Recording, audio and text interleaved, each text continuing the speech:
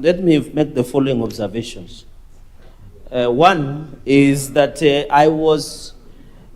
this border issue is a very critical issue. So, Speaker, I thought I should dispel the critics who wonder why senators would visit a border post, because our work is devolution and counties. Yet most of our critics forget that under Article 96, our role is to protect devolution. And Busia as a county is a border of another international country like Uganda. So I hope, Mr. Speaker, because I've seen some people criticizing, especially our colleagues in the National Assembly, wondering what we are doing. In fact, they should have done this job before we came. So, Speaker, this Busia border is a very critical point. But it is very unfortunate that there is a lot of gridlock because of poor infrastructure, demotivated staff. Mr. Speaker, we were shocked that there is around 110 acres, colleagues, who is supposed to be handed over to Kenya Revenue Authority to develop and expand and ensure there is ample parking and processing of clearance of trucks that are either outbound out of Kenya or inbound from Uganda. Mr. Speaker, and we were told that the proposal is that you heard about Mulwanda border point, Mr. Speaker. We should operationalize, Mr. Speaker. We heard about, I think what was called Buteba border point, which is not very far, Mr. Speaker, that can be operationalized. Because we came to learn, Mr. Speaker, today in the morning, that Busia clears more people. But when you go to Malaba, it clears more trucks, Mr. Speaker. And this 110 acres, Mr. Speaker, we hope, and I hope National Land Commission is listening, because I've seen, Mr. Speaker, this is what is missing in this motion, that we should also include that the National Land Commission fast tracks the transfer of land from the Ministry of Interior to Kenya Revenue Authority and East Africa Ministry, so that they can process and allow the expansion.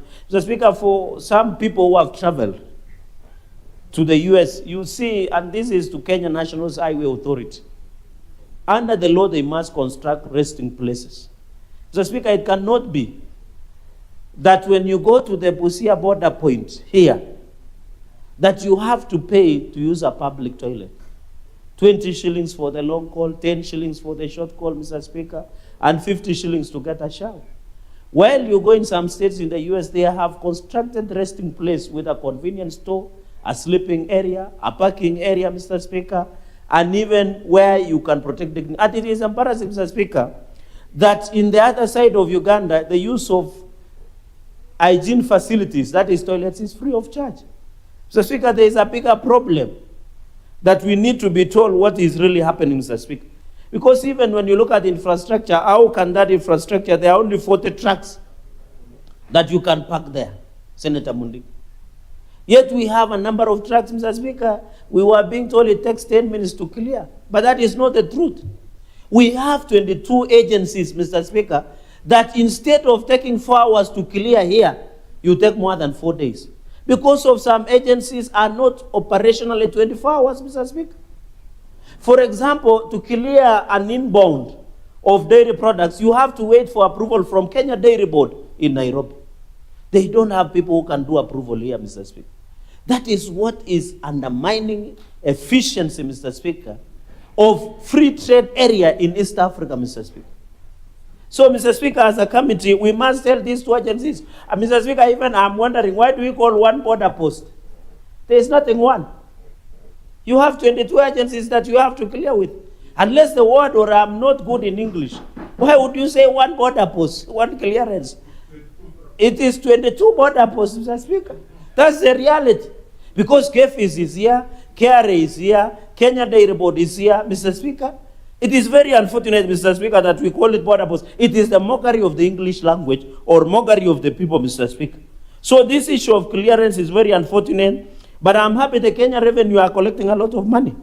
For example, in financial year 2023-2024, the target was 4.8 billion, but they collected 4.1 billion.